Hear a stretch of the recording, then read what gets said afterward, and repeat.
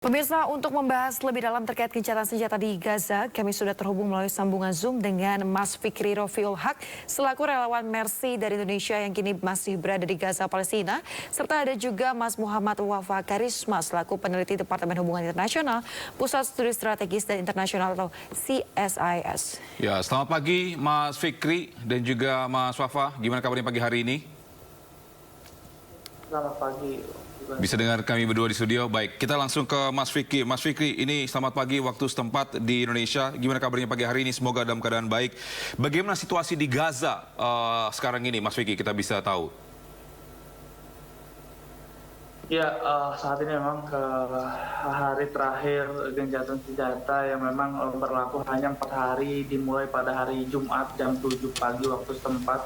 Dan kondisi saat ini di jalur Gaza Selatan memang lumayan cukup baik, di mana kami juga dua relawan Mercy lainnya memang sudah berhasil dievakuasi dari jalur Gaza Utara dari Rumah Sakit Indonesia menuju jalur Gaza bagian selatan, karena perlu diketahui Rumah Sakit Indonesia dan juga Rumah Sakit Tinggal Wisma Dr. Jose Rizal atau Wisma Indonesia juga mengalami kehancuran yang begitu parah, karena memang beberapa jam sebelum terjadinya gencatan senjata, pihak militer Israel menggempur seluruh yang ada di Rumah Sakit Indonesia, dan juga kami juga sudah beberapa kali memang pergi ke pasar yang ada di sekitar sini, yang hanya berjarak 10-15 menit saja. Banyak juga warga yang sudah melakukan aktivitasnya kembali berjualan, dan serta mereka juga memang mereka mempersiapkan bahan-bahan makanan serta pakaian-pakaian dingin, karena memang saat ini di jalur Gaza sudah memasuki musim dingin. Ya, bagaimana situasi terkini? Apakah memang sekarang ini kan masa ini ya, gencatan senjata? Apakah masih amankah atau masih ada suara tembak-tembakan di sana?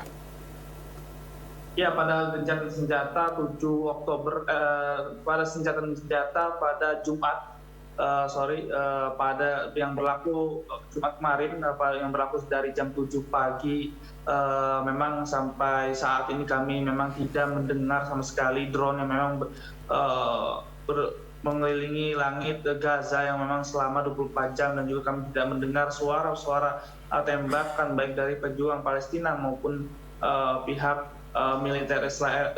Namun kami mendapatkan berita bahwa pihak yang memang kami sebagai pengungsi juga yang dari utara ke selatan, kami tidak diperbolehkan kembali ke jalur Gaza bagian utara oleh pihak militer Israel, sehingga banyak juga keluarga yang memang mereka kembali ke utara, mereka ditembaki oleh pihak militer Israel. Baik, Mas Fikri, lantas sebenarnya apa yang dilakukan oleh warga Palestina ketika saat ini gencatan senjata masih berlangsung di sana?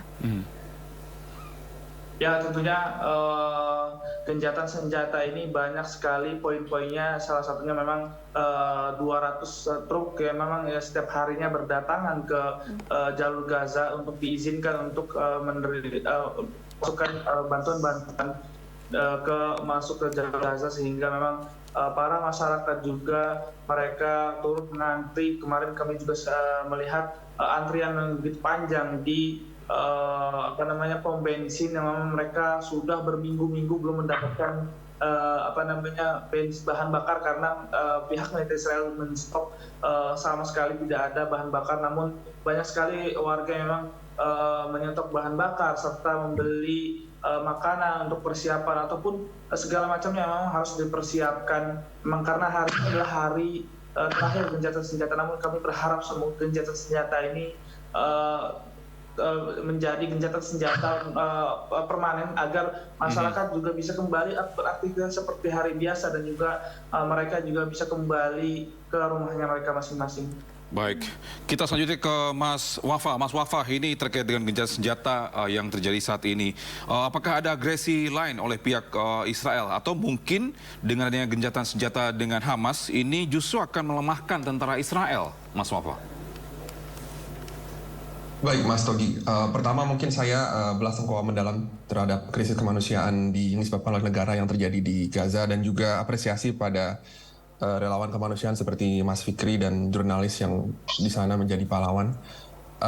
Sayangnya memang dari analisis sebagai pengamat hubungan internasional, agresi Israel ini kita lihat masih potensinya sangat besar setelah 4 hari, terutama juga karena opini untuk menyerang Gaza, melakukan ground offensive itu suatu konsensus di dalam negeri Israel juga. Jadi akan sulit untuk melihat Perdana Menteri Israel untuk melakukan reversal, melakukan putar balik untuk tiba-tiba melakukan gencatan senjata permanen begitu ya. Itu saat ini masih sulit karena memang taktik mereka itu untuk menghancurkan, tujuan utamanya tentu masih tetap untuk menghancurkan secara mendalam organisasi yang disebut Hamas. Masalahnya kan karena mereka tidak pernah bisa keluar dengan definisi yang konkret.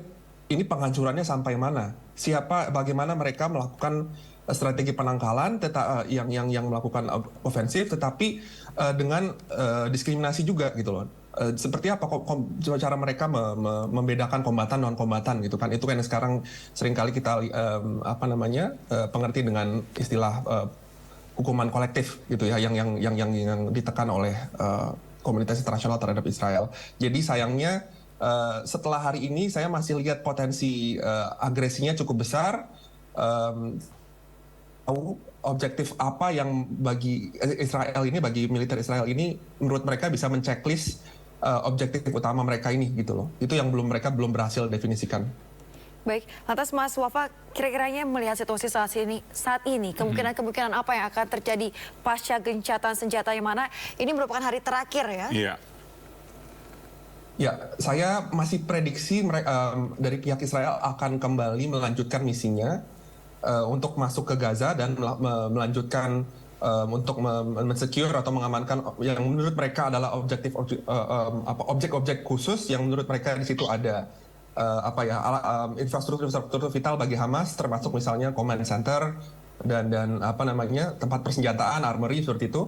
Masalahnya kan itu juga karena ini konteksnya urban warfare, itu juga seringkali berdekatan dengan objek-objek sipil lain, yang kita tidak melihat upaya yang cukup dilakukan oleh pihak agresi ini untuk membedakan dan melakukan suatu serangan yang profesional. Ini kan sudah beberapa negara sudah sebutkan, termasuk negara kita juga sudah masuknya ya kejahatan perang, war crimes. Ini yang kita lihat dari yang dilakukan oleh Israel. Jadi itu memang secara jangka panjang kalau misalnya perangnya berkontribusi kepada perang attrition, perang berkepanjangan, itu mungkin Israel akan lebih lemah karena memang perang ini cukup mahal kalau misalnya kita lihat ya buat mereka. Misalnya saya dengar itu ada kutipan-kutipan seperti misalnya dia sampai 200 juta dolar USD per hari yang mereka harus keluarkan, dan juga itu mengambil banyak labor atau mengambil banyak tenaga kerja dari karena kan banyak reservis yang ikut untuk mendukung militernya. Ini yang dilihat bisa melemahkan negara ini juga. Baik, kita kembali ke Mas Fikri. Mas Fikri, ini mungkin bisa cerita sedikit terkait dengan terjadi penyerangan terhadap rumah sakit Indonesia di Gaza. Mungkin bisa ceritakan prosesnya, karena memang kita sempat tidak ada kontak dengan teman-teman di sana ya, dan hingga kini mungkin tempat yang lebih aman. Bagaimana prosesnya untuk proses evakuasi? Ya, memang sebelum 10 hari atau 10 hari terakhir atau 13 hari terakhir kami kehilangan kontak baik dari internet ataupun kartu, karena memang keadaan di Jalur Gaza Utara benar-benar sangat-sangat mencekam sekali. Bukan sangat mencekam, bahkan memang sudah tidak bisa dipulih lagi. Banyak orang warga, rumah-rumah sudah hancur total, bahkan yang sangat-sangat disayangkan. Kalau memang pihak militer Israel ingin menyerang atau memeriksa pihak Hamas, tentunya mereka tidak untuk memerlukan menyerang fasilitas umum seperti Rumah Sakit Indonesia yang sudah jelas dibantah oleh Presidium Mercy bahwa Rumah Sakit Indonesia ini bukan sarang tentara Hamas, dan di bawah juga tidak ada terowongan tentara Hamas. Namun yang sangat disayangkan sekali, Rumah Sakit Indonesia pun menjadi target seserangan militer Israel, karena pada 10 terakhir juga para tank-tank Baja pun memang sudah mengelilingi Rumah Sakit Indonesia. Beberapa kali mereka melancarkan serangan ke Rumah Sakit Indonesia pada lantai 2 dan lantai 3, dan akibat insiden tersebut 12 korban meninggal. Dan perlu diketahui korban meninggal ini adalah korban luka-luka sebenarnya yang memang dirawat di rumah sakit Indonesia, dan juga banyak sekali korban luka-luka, dan juga mereka juga menyerang Wisma Dr. Jose Rizal, yaitu Wisma Indonesia yang memang tempat masih satu lingkungan dengan Rumah Sakit Indonesia. Dan juga tentunya masih banyak sekali fasilitas-fasilitas umum yang mereka hancurkan sebagai masjid ataupun sekolah juga. Dan memang sebenarnya kalau memang kami lihat dari pernyataan militer Israel, mereka banyak sekali menyerang tentara Hamas ataupun tentara pejuang Palestina lainnya. Namun perlu diketahui mereka benar-benar sangat mengincar warga, ya, di mana sudah hampir 14.000 lebih warga meninggal. Ini angka ini adalah warga sipil, ya, bukan dari tentara. Ini adalah warga sipil yang perlu diketahui, dan juga banyak hampir 35.000 korban luka-luka yang memang dialami oleh warga. Dan juga pada saat itu memang sudah terjadi 3 kali evakuasi melalui Palang Merah Internasional yang disepakati oleh militer Israel. Kalau tidak saya ingat, pada Senin dan Selasa dan Rabu lalu, dan kami mengikuti evakuasi pada hari terakhir karena memang kami mengutamakan korban luka-luka dan juga korban yang mengungsi di Rumah Sakit Indonesia. Dan saat ini memang Rumah Sakit Indonesia sudah berhenti total karena para dokter, warga, dan korban luka-luka juga sudah mengungsi karena perlu diketahui juga generator pembangkit listrik yang memang sempat kami kabarkan hanya tersisa 2 dan 1 yang masih menyala. Dan memang kami sampai berusaha sampai titik nafas terakhir. Solar sudah tidak ada lagi saat itu yang kami dapatkan di jalur Gaza, sehingga kami terpaksa untuk mengganti minyak goreng untuk menyalakan generator yang memang harus dinyalakan karena setiap harinya terus berdatangan korban luka-luka maupun korban jiwa. Dan pada hari Rabu waktu jam 3 sore waktu sempat kami berhasil dievakuasi, dan kami saat ini memang tinggal di sekolahan bersama warga-warga yang memang berdekatan sekali di rumah sakit Eropa yang berada di kota Khan Yunis, jalur Gaza bagian selatan. Lantas Mas Fikri, ini para korban yang kemarin di Rumah Sakit Indonesia ini sekarang di mana mereka saat ini dirawatnya?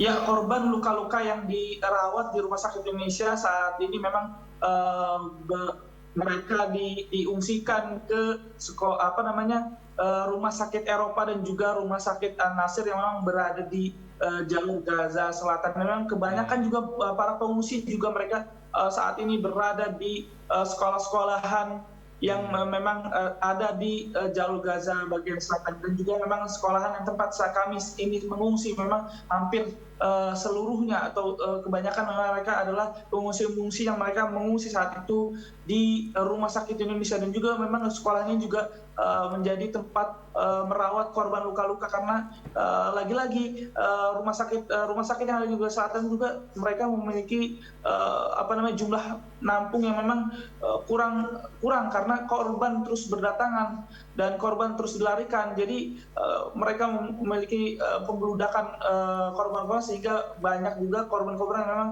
dirawat di sekolah-sekolahan yang memang berada di sekitar rumah sakit. Baik, Mas Fikri, saat gencatan senjata ini dilakukan, ini distribusi bantuan diperbolehkan masuk begitu ya. Sejauh ini seperti apa, Mas, distribusinya? Apakah sudah merata dilakukan atau seperti apa? Apakah ada kendala-kendala tertentu? Ya, juga kami memang beberapa saat gencatan senjata ini sudah beberapa kali ke pasar untuk memenuhi kebutuhan seperti bahan pokok makanan.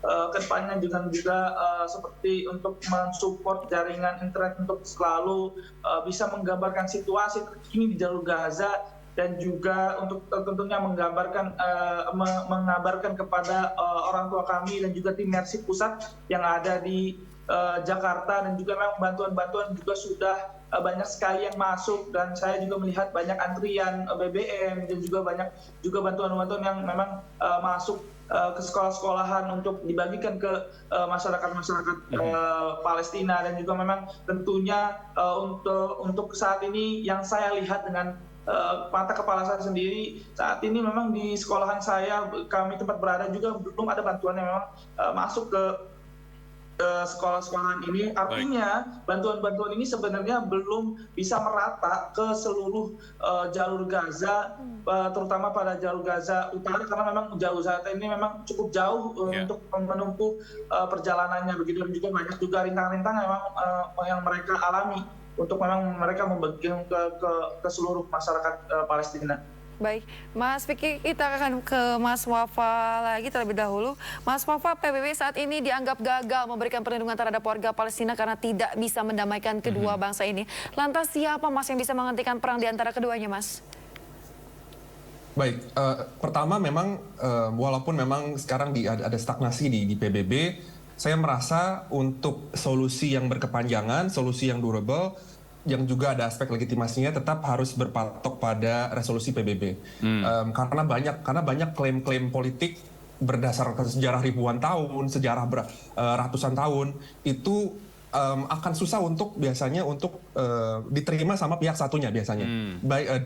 Nah itu seringkali yang selalu yang mempermudah kita berargumen bahwa two-state solution dan segala macam untuk independensi negara Palestina, ya resolusi PBB yang di tahun 1960-an itu. Jadi memang PBB tetap jadi simbol atau paling tidak jadi dasar yang baik. Kalau nggak ada charter-charter yang dikeluarkan oleh PBB, resolusi, makin susah kita untuk mencek negara-negara yang besar-besar ini yang kekuatan militernya sampai punya nuklir dan segala macam. Itu yang pertama. Yang kedua, memang untuk jangka pendek dan jangka menengah yang bisa membuat atau membujuk atau untuk Israel untuk menghentikan agresi itu negara-negara yang punya daya tawar di Israel. Memang yang paling jadi sorotan besar adalah Amerika Serikat dan beberapa negara barat lain ya yang di Eropa. Itu mereka yang punya investasi besar misalnya dengan ekonomi di Israel, itu memang salah satu yang mereka yang punya daya tawar. Memang yang baiknya juga adalah masyarakat di negara-negara ini mereka sudah banyak sekali yang berdemonstrasi mencoba mengubah pemikiran pemerintahnya. Ada pergeseran sedikit, kalau misalnya dengar pasti ada dari Spanyol, dari misalnya di Belgium misalnya, itu ada pemimpin negaranya mulai bergeser opininya, itu merupakan sinyal-sinyal yang cukup baik. Dan tetapi memang yang tetap elephant in the room istilahnya ya, itu tetap Amerika Serikat ya. Misalnya Amerika Serikat lewat Joe Biden mulai bergeser dan mulai melihat ini sebagai krisis kemanusiaan, mulai juga melihat bahwa Palestina juga merupakan mereka yang harus dilindungi. Itu saya harap di situ titik perubahannya yang bisa menekan Israel sebegitunya hingga melakukan gencatan-gencatan yang lebih permanen.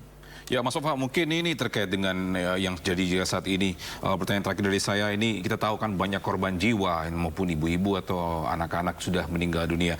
Apakah tidak ada sanksi tegas dari PBB terhadap mungkin Benjamin Netanyahu, Perdana Menterinya? Ya, saat ini belum ada sinyalnya, tapi memang sudah ada sinyal-sinyal untuk mengajukan beliau kepada pengadilan internasional terkait ini kejahatan perang ya. Itu sudah ada dari macam-macam negara. Itu pasti harus lewat proses dulu, tapi memang akan tidak bisa langsung dalam jangka pendek sayangnya untuk memproses untuk sanksi diplomasi paling cepat ya. Sanksi diplomasi, pemutusan hubungan diplomatik, kemudian sanksi ekonomi bisa lebih cepat. Masalahnya adalah Israel ini secara ekonomi dia cukup berpengaruh di macam-macam negara, di macam-macam negara barat juga, baik juga dari sektor teknologi dan segala macam. Jadi akan ada cost-nya untuk melakukan sanksi, dan mungkin seringkali nggak langsung terasa tuh, tapi tiba-tiba nanti kena juga entah ke negara-negara ketiga, keempat, kelima, mungkin sampai ke Indonesia. Itu yang negara-negara lain masih ragu untuk melakukan. Itu yang di titik itu. Tapi nanti ketika sekarang sudah cukup parah ya. Jadi sebetulnya harapan saya ya dalam waktu dekat. Tapi mungkin di benak pemimpin-pemimpin negara mereka masih mempertimbangkan cost-nya. Kalau misalnya Mas Togi juga lihat, Mbak Yasmin lihat, kan pasti negara-negara Arab yang di sekitar itu kenapa sih kok belum bergerak cukup aktif gitu ya. Gitu ya. Atau paling nggak di benak kita tuh mereka harusnya kayak lebih aktif daripada ini gitu loh. Betul. Dan ini karena cost juga, misalnya ada perjuangan diplomasi mereka yang sudah lama mereka perjuangkan, misalnya Saudi Arabia dengan misalnya Amerika Serikat, mereka ada mau mencoba membentuk fakta pertahanan gitu. Ini kan kalau misalnya Saudi salah gerak sedikit atau sinyalnya salah, mereka khawatir itu tidak jadi, atau misalnya jadi banyak lah yang ongkos-ongkos yang kita tidak terlihat. Oke. Baik. Ya, baik. Terima kasih atas waktunya Mas Wafa Karisma, dan sebelumnya tadi ada Mas Fikri, salah satu relawan Mercy Indonesia yang berada di Gaza, Palestina. Semoga selalu diberikan kesehatan dan juga keselamatan, dan kita berharap tentunya gencatan senjata tidak hanya terhenti hari ini saja, tapi seterusnya, sehingga tidak ada lagi korban jiwa yang berjatuhan. Dan salam juga buat teman-teman Mercy yang lainnya, Mas Fikri. Dan terima kasih Mas Wafa atas waktunya. Mohon maaf waktu kita singkat. Terima kasih, salam sehat semuanya.